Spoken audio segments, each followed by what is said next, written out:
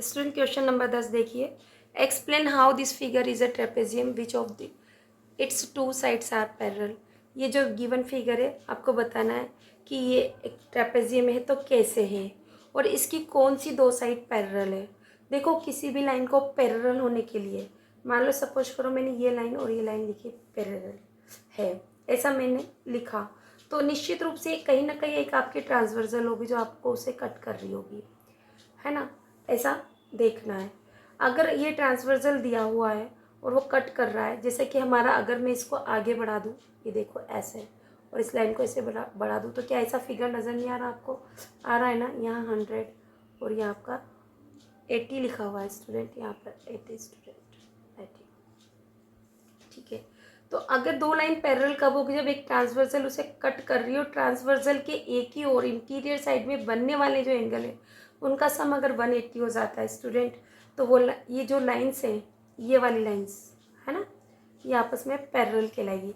और in line का जो भी नाम दिया है, जैसे कि हमारे इसमें एन नाम है और एम नाम है और यहाँ पर के और एल नाम है। ठीक है स्टूडेंट, तो ये फिर क्या होगी? ये दो साइड पैरेलल हो जाएगी।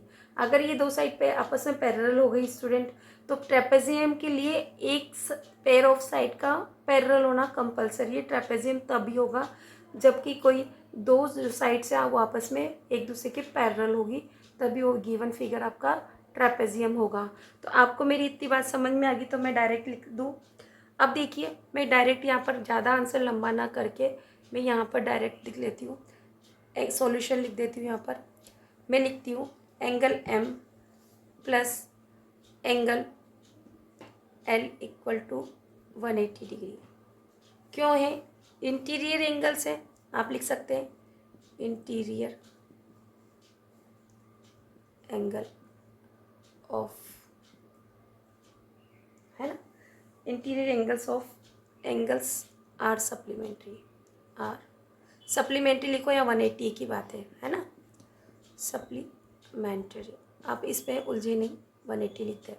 ठीक है, एंगल एम की वैल्यू हमारे पास 100 डिग्री है प्लस एंगल इसकी हमारी 80 है, इक्वल टू 180 हो रहा है स्टूडेंट। हाँ हो रहा है, बिल्कुल हो रहा है, 180 हो रहा है दोनों। तो हम क्या लिख सकते हैं? के एल। अब हम लिख सकते हैं के एल पैरेलल है एन एम के।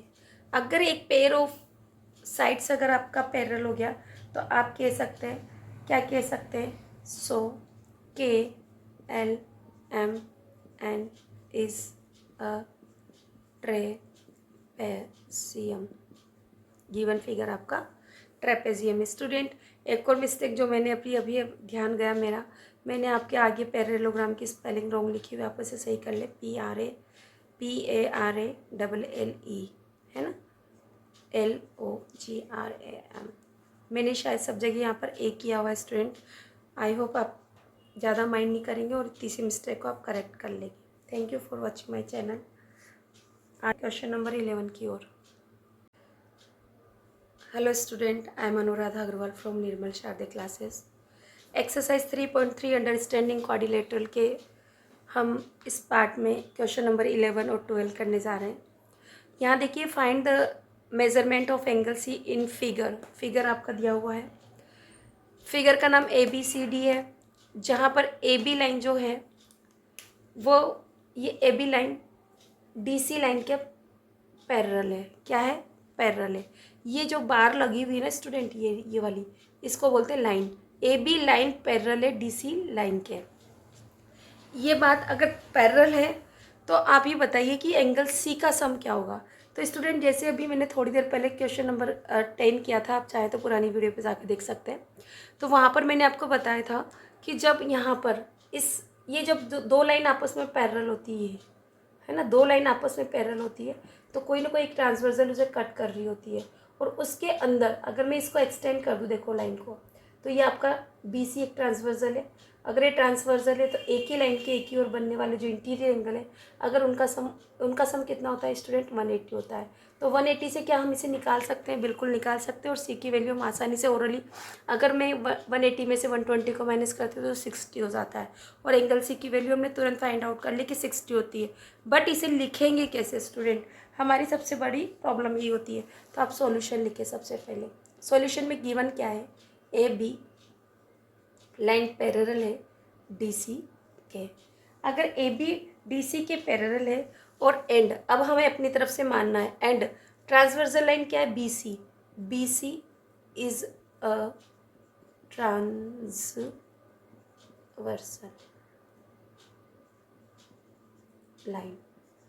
अगर ये ट्रांसवर्सल लाइन है तो अब आप क्या लिख सकते हैं? Angle B plus angle C. ये बी और ये सी, इन दोनों का प्लस कितना होना चाहिए स्टूडेंट? 180। अगर ये बात समझ में आ जाती है तो स्टूडेंट क्यों? क्योंकि इसलिए कि सम ऑफ इंटीरियर एंगल, क्या लिखोगे आप? रीजन सम ऑफ इंटीरियर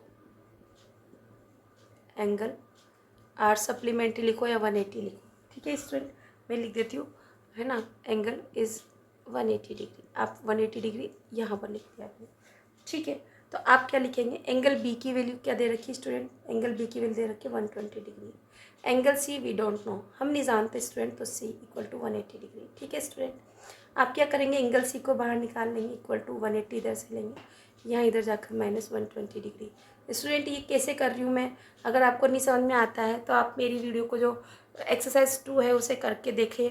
वहाँ पर मैंने आपको सी की, एक्स की, इनकी वैल्यू निकालना सिखा रखा है। आप वहाँ जाकर एक्स की वैल्यू जिसे फाइंड करना आता है वो एक्स सी की वैल्यू ही फाइंड कर लेगा। तो एंगल सी इक्वल टू क्या? 180 में से 120 माइनस करें तो 60 डिग्री। तो हम लिख सकते हैं मेजरमेंट ऑफ एंगल, इसको एम का मतलब measure of angle C equal to 60 degree. This is our answer student.